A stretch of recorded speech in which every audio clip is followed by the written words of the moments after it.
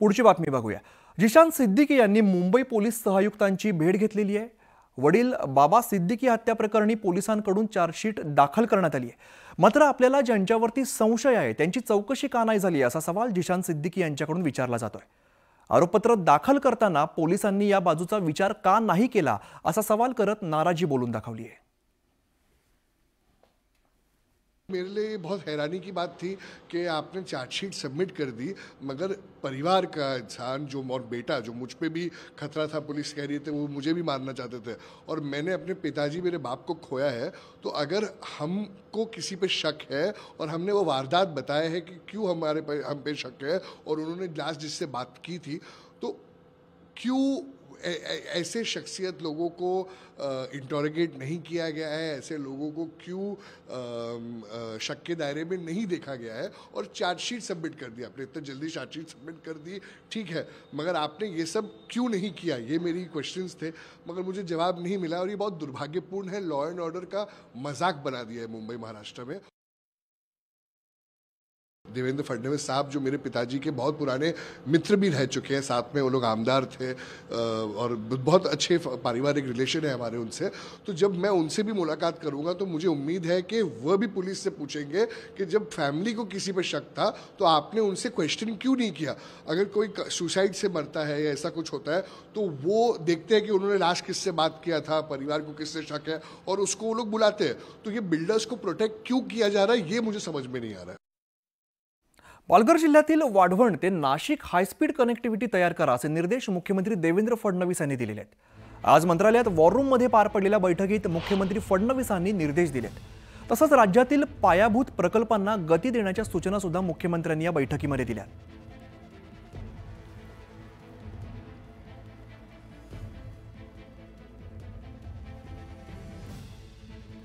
मुख्यमंत्री देवेंद्र फडणवीस यांनी पुणे आणि परिसरासाठी महत्त्वाच्या असणाऱ्या नियोजित आंतरराष्ट्रीय पुरंदर विमानतळासाठी भूसंपादन करण्याचे आदेश दिलेले आहेत। त्यामुळे विमानतळाबाबत संभ्रम दूर झालेला असून आता त्याच्या कामाला वेग येणार आहे। दरम्यान महाराष्ट्र विमानतळ विकास प्राधिकरणाची विशेष नियोजन प्राधिकरणाची नियुक्ती करण्यात आली अशी माहिती देवेंद्र फडणवीस यांनी दिली आहे।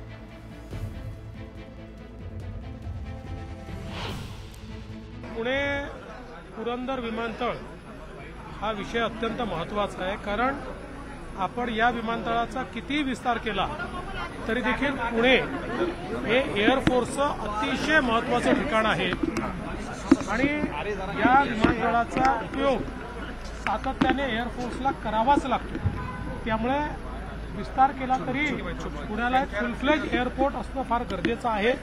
म्हणून मागच्या काळापासून आम्ही पुरंदरला हे एअरपोर्ट व्हावं अशा प्रकारचा आमचा प्रयत्न त्या ठिकाणी होता। आता त्या काळामध्ये शिवतरे बापू आमदार होते, त्यांचं पूर्ण समर्थन होतं। ते आता पुन्हा निवडून आलेले आहेत आणि आम्ही तो प्रोजेक्ट रिवाइव्ह केलेला आहे। राज्याचा कारभार ज्या मंत्रालयातून हाकला जातो त्या मंत्रालयात गुरुवारी एका गाडीची दिवसभर चर्चा होती, कारण मंत्रालय प्रवेशाचे सगळे नियम डावलून या गाडीला आत प्रवेश दिल्याची माहिती मिळते। या गाडीला स्पेशल ट्रीटमेंट मिळण्याचं कारण काय आणि गाडीतली मंडळी नेमके कोणाचे पाहुणे होते याविषयीचा खास रिपोर्ट पाहूया। मंत्रालयातल्या एका शानदार एंट्रीनं बुधवारी सगळ्यांच्याच भुवया उंचावल्या। ही लॅविश एंट्री होती एका चकचकीत आणि अतिमहागड्या लॅम्बोर्गिनी गाडीची।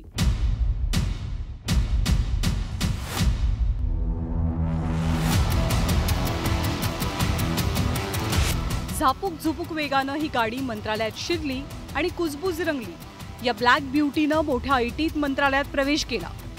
मंत्रालयात जिथे सर्वसामान्यांसाठी सुरक्षेचं अभेद्य कवच असतं, तिथे या लॅम्बोर्गिनीला मात्र VIP एंट्री मिळाली।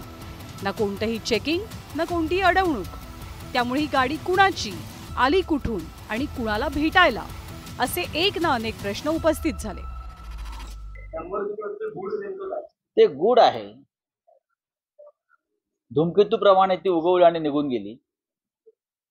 तुम्ही त्याचा शोध घेतला पाहिजे, नाहीतर आम्ही शोधण्याच्या प्रयत्नामध्ये आहोत। आमच्या हातामध्ये काही गोष्टी लागलेल्या आहेत, एवढंच सांगेन। या आलिशान गाडीतली मंडळी राज्याचे जलसंपदा मंत्री राधाकृष्ण विखे पाटलांना भेटायला आल्याची माहिती मिळतेय। या गाडीच्या काचा गडद काळ्या रंगाच्या असल्यानं गाडीत प्रवासी कोण याची ठोस माहिती मात्र उपलब्ध नाहीये।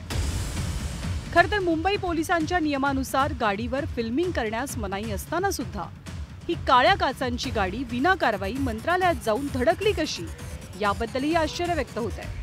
स्कायलाइन कमिशन ट्रस्टची ही गाडी मंत्रालयात आवारात नेमकं कोणासाठी आली होती, कोणाला भेटण्यासाठी या गाडीचा मालक गेला, यासोबतच या गाडीला आत येण्याची परवानगी कोणी दिली, या सगळ्या गोष्टींवरून आता चांगलंच राजकारण तापलंय.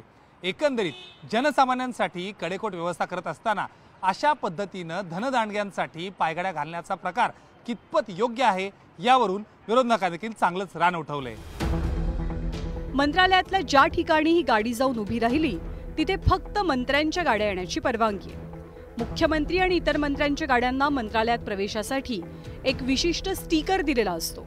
सर्वसामान्यांना तर विशेष पास असल्याशिवाय मंत्रालयाचे दरवाजे उघडत सुद्धा नाहीत. बुधवारी मंत्रालयात आलेल्या गाडीची ना तपासणी झाली होती ना कोणताही पास मिळाला होता अशी माहिती आहे. त्यामुळे मंत्रालयातले नियम नेमके कुणाच्या एंट्रीसाठी डावलले गेले याची सध्या जोरदार चर्चा आहे. राहुल जोरीसह ब्युरो रिपोर्ट, न्यूज 18 लोकमत. विधानसभा निवडणुकीच्या निकालानंतर ठाकरे गटाचे आमदार आदित्य ठाकरे यांनी मुख्यमंत्री देवेंद्र फडणवीस यांची 3 वेळा भेट घेतलेली आहे. मुंबई पालिकेच्या निवडणुका येत्या काही महिन्यात होण्याची शक्यता वर्तवली जाते. याच पार्श्वभूमीवरती आदित्य ठाकरेंनी फडणवीसांची भेट घेतल्याची दबक्या आवाजात चर्चा सुरू आहे. या तीनही भेटीमध्ये एक विशेष बाब म्हणजे आदित्य ठाकरेंची देहबोली. तीनही वेळेला मुख्यमंत्र्यांची भेट घेतानाचे फोटो आणि व्हिडिओ समोर आलेत. या सर्वांमध्ये दोघांच्या चेहऱ्यावरती हसू पाहायला मिळत आहे. अगदी दिलखुलासपणे या दोघांमध्ये चर्चा झाली असल्याचं समोर आलेलं आहे. या सर्व गाठीभेटींमुळे भाजप आणि ठाकरेंची पुन्हा एकदा युती होणार का, या चर्चेला आता जोर आलाय. आणि आता एक धक्कादायक बातमी. ज्या मुलीसोबत संसाराचं स्वप्न पाहिलं त्याच मुलीसोबत मुलाच्या वडिलांनी पळून जाऊन लग्न केल्याचा अजब प्रकार नाशिकमध्ये समोर आलेला आहे. होणाऱ्या सुनेसोबतच वडिलांनी लग्न केल्यामुळे मुलाला मानसिक धक्का बसलाय. त्यामुळे मुलाने आता संन्यासी राहण्याचा निर्णय घेतलाय. दरम्यान मुलाचं लग्न करण्यासाठी मुलगी बघण्याचा कार्यक्रम झाला. मुलामुलींची पसंती सुद्धा झाली.